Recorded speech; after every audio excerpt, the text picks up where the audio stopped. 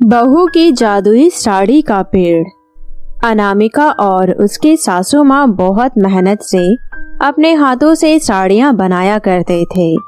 वो सब साड़ियाँ बनाकर उनकी बहू रानी साड़ियाँ ले जाकर दुकान में बेच दिया करती थी। इस तरह उनका व्यापार बहुत अच्छा चल रहा था। शुरुआत के दिनों में उनका व्यापार बहुत ही अच्छा चल रहा था। फिर बाद में धीरे धीरे व्यापार कम होने लगा, क्योंकि लोग ज्यादा नए नए डिजाइन पसंद करने लगे। इसलिए व्यापार थोड़ा मंदा हो गया। एक दिन सास बहू दोनों ही गंभीर सोच में पड़ गए। कुछ दिनों बाद सासू माँ ने ज्यादा सोचने की वजह से बीमार होकर बिस्तर ही पकड़ ली। अनामिका, हमने कभी नहीं सोचा था कि हमारी जिंदगी कभी ऐसी भी हो जाएगी। अब हम क्या करेंगे बहू? आप कृपया इस तरह ना सोचें। हम खुशी खुशी जी रहे हैं ना। आपका बेटा शहर से पैसे भेज रही है और हम उन पैसों से खुशी खुशी जी तो रहे हैं। आप कृपया इस तरीके से सोच सोचकर अपनी तबीयत और खराब मत करिए माँ जी। आप ज्यादा चिंता मत कीजिए, सब ठीक हो जाएगा। पता नहीं क्यों, पर मुझे बहुत बुरा लग रहा है। कुछ दिन ऐसे ही निकल गए। फिर अचानक से अनामिका के पति ने मनी ऑर्डर भेजना बंद कर दिया। क्या हुआ अनामिका?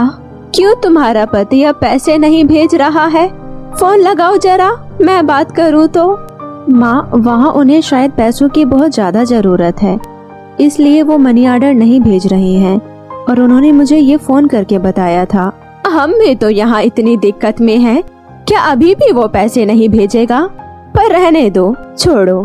क्या पता वो किस तरह की परेशानी में हो। वहाँ घर चलाने के लिए पैसे नहीं थे, घर पर खाना पीना भी सही से नहीं चल रहा था। अनामिका बहुत चिंतित होकर मंदिर में जाती है। पूजा करने के बाद वो मंदिर के बाहर आकर एक पेड़ के नीचे बैठ जाती है। वहाँ बैठे बैठे अपने घर के बारे में सोच सोच कर रो रही थी। ये देखकर वो पेड़ ही बोल पड़ा। तुम क्यों रो रही हो अनामिका? तुम मुझे बताओ, क्या पता मैं तुम्हारी कोई मदद कर सकूं? पेड़ को बात करते हुए देखकर अनामिका बहुत डर गई और वो डर के मारे वहाँ से भाग गई। अनामिका को भागते हुए देख पेड़ फिर से बोलता है, अरे तुम मुझसे डरकर क्यों भाग रही हो? मैं तुम्हें कोई क्षति नहीं पहुंचाऊंगा। यहाँ तुम मेरे पास आओ। ये बात सुनकर अनामिका धीरे धीरे उस पेड़ के पास जाती है। पेड़ कहता है, तुम अपनी सासू माँ को क्यों बेवकूफ बना रही हो? तो मैं क्या करूं? मैं सासू माँ से सच नहीं बोल सकती। अच्छा, तो तुम यह बताने से अपनी सासू माँ को डर रही हो कि तुम्हारे पति अब मर चुके हैं, और यह बात अगर तुम्हारी सासू माँ को पता चल गया तो शायद वह भी मर जाएगी, इसलिए तुम उन्हें नहीं बताना चाह रही हो। और अपने पति के नाम से ही तुम अपने घर में पैसे कुरियर करवाती हो। पर अब तो तुम्हारे पास भी पैसे नहीं है, तुम्हारे भी सारे पैसे खत्म हो गए हैं। अब तुम क्या करोगी? हाँ, आप जो भी बोल रहे हो सच है, पर क्या मैं ये पूछ सकती हूँ कि आपको ये सारी बातें कैसे पता चली? मैं एक जादुई पेड़ हूँ, इसलिए मुझे सब पता है। और अब तो तुम्हारा व्यापार भी सही से नहीं चल रहा है, इसलिए मैं तुम्हारी मदद करना चाहता हूँ। मैं तुम्हारे लिए वैसे ही साड़ी बनाऊंगा जैसे ग्राहकों को पसंद है। अगर तुम उन्हें बेचो तो तुम बहुत पैसे कमाओगे। फिर पलक झपकते ही उस पेड़ ने अनामिका को तरह तरह की सुंदर सुंदर साड़ियाँ बना कर दे दी। और ये सब देखकर अनामिका बिल्कुल आश्चर्यचकित हो गई। हे भगवान, कितनी खूबसूरत साड़ियाँ हैं। मैंने आज तक इतनी सारी साड़ियाँ और इतनी खूबसूरत साड़ियाँ नहीं देखी। फिर भी एक एक करके सारे साड़ियों को इकट्ठा करती है और उठाकर ले जाती है। वो उन सभी साड़ियों को लेकर एक बड़ी दुकान पर जाती है और ये सारी साड़ियाँ देखकर दुकानदार बोलता है, अनामिका, क्या तुमने इन साड़ियों को डिजाइन किया है? यह बहुत ही खूबसूरत साड़ियाँ हैं। ऐसी ही साड़ियों के बारे में मैं तुम्हें इतने दिनों से कह रहा था, पर यह काम बहुत ही अच्छा और सुंदर है। ऐसा काम आज तक मेरी दुकान में किसी और ने नहीं किया है जो तुमने किया है। देखिए महाशय, वैरायटी के हिसाब से इसकी कीमत बहुत ज्यादा है और आप मुझे इन साड़ियों को पुरानी कीमत में लेने के लिए मत कहिएगा। अनामिका की बात सुनकर दुकानदार ने उन साड़ियों का रेट उसके पीछे वाली साड़ियों से डबल दिया और अनामिका ने उन पैसों को लेकर तुरंत अपने घर के एड्रेस पर मनी ऑर्डर करवा दिया। और इधर अनामिका दौड़ती हुई उसी जादुई पेड़ के पास जाती है। मैजिक ट्री एंड सॉरी, मैं पहले घबराहट के चक्कर में तुम्हें थैंक यू बोलना ही भूल गई, पर अब मैं तुम्हें अच्छे से धन्यवाद कहने आई हूँ। आज मैं आपकी सहायता की वजह से बहुत खुश हूँ। आज मैं आपकी सहायता की वजह से अपनी सास को भी खुश कर पाई और 3 वक्त का खाना हम लोग टाइम पर खा पाएंगे। धन्यवाद मैजिक ट्री जी, मैं आपकी बहुत बहुत आभारी हूँ। अनामिका बार बार मैजिक ट्री का धन्यवाद कर रही थी। ये सुनकर उस पेड़ ने कहा, अनामिका, तुम इस तरह बार बार क्यों धन्यवाद कह रहे हो? तुम्हें इस चीजों की जरूरत थी। तुम चिंता मत करो, तुम्हारे साथ अब अच्छा होगा। तुम चिंता मत करो, अब तुम्हारे साथ सब अच्छा होगा। पेड़ की बात सुनकर अनामिका बहुत खुश हुई। मैं इस बारे में अपनी सास को बताना चाहती हूँ। अनामिका, कृपया तुम इस बारे में किसी को कुछ मत कहना। जो भी यह हुआ, अगर मेरी शक्तियों के बारे में तुम किसी को बता देती हो तो मेरी सारी शक्तियाँ खत्म हो जाएगी और फिर मैं तुम्हारी मदद भी नहीं कर पाऊंगा। मेरी शक्तियाँ तभी मेरे साथ होती है जब मैं किसी की सही टाइम पर मदद करता हूँ।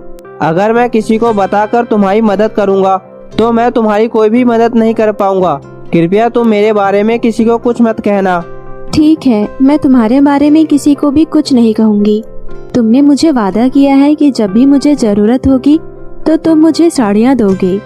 इस दौरान मुझे आना पड़ेगा तुम्हारे पास बार बार, और इस तरह तो हमें किसी ने देख लिया तो क्या होगा?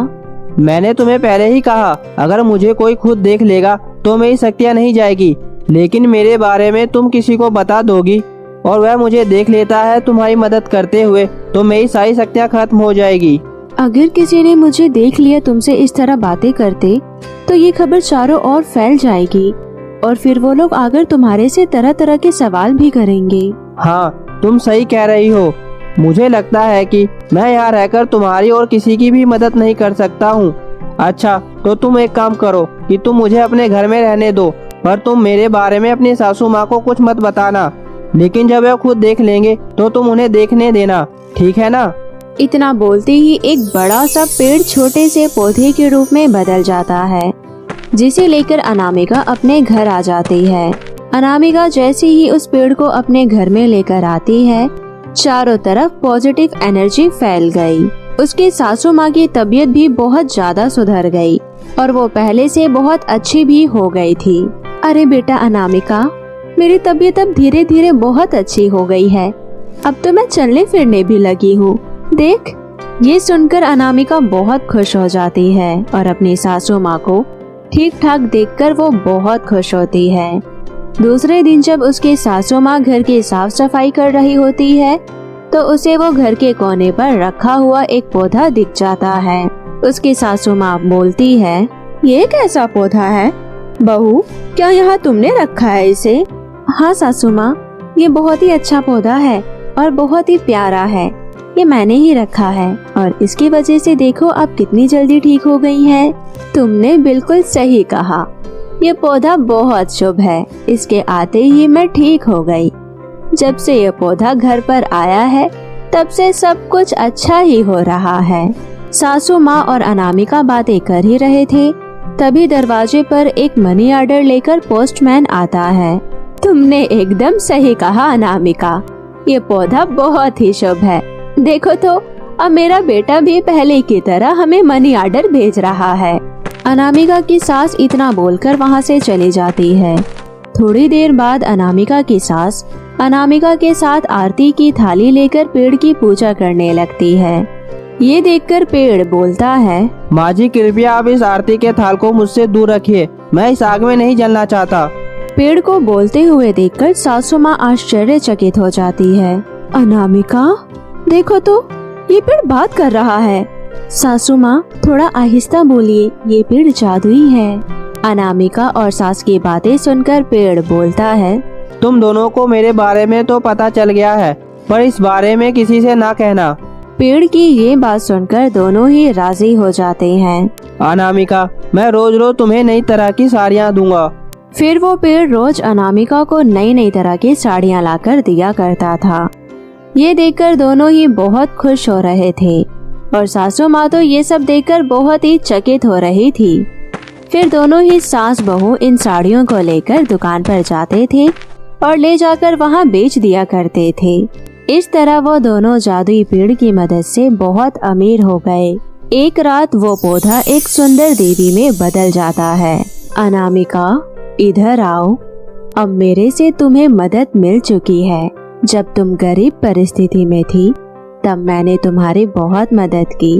अब मेरा समय हो गया है जाने का और मैंने तुम्हारी बहुत सी मदद कर दी है और अब तुम्हारी परिस्थिति भी बहुत ज्यादा बदल गई है, तो अब मुझे यहाँ से जाना होगा।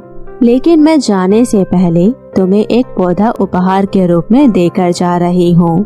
इतना बोलते ही वो देवी एक पौधा अनामिका को देती है, जो कि वो जादुई पौधा होता है, और फिर बोलती है, अनामिका, ये पौधा भी एक जादुई पौधा है। इसकी रक्षा तुम करना और इसके बारे में किसी को मत बताना।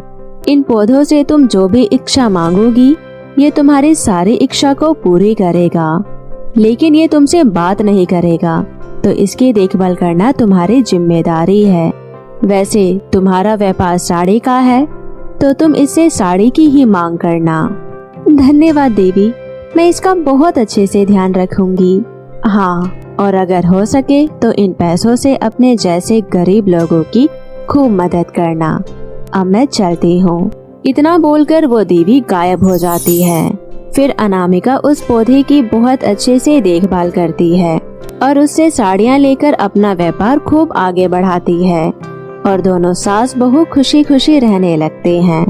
तो मेरे प्यारे दोस्तों, कैसी लगी आपको मेरी ये कहानी? मुझे कमेंट करके जरूर बताएं और इसे अपने दोस्तों के साथ भी शेयर करें। और हाँ दोस्तों, अगर आपने अब तक मेरे चैनल को सब्सक्राइब नहीं किया है तो जल्दी से नीचे लाल बटन दबाकर अभी कर ले। तो मिलती हूँ आपसे फिर किसी नई कहानी के साथ। तब तक के लिए आप अपना ध्यान रखें। बाय बाय दोस्तों।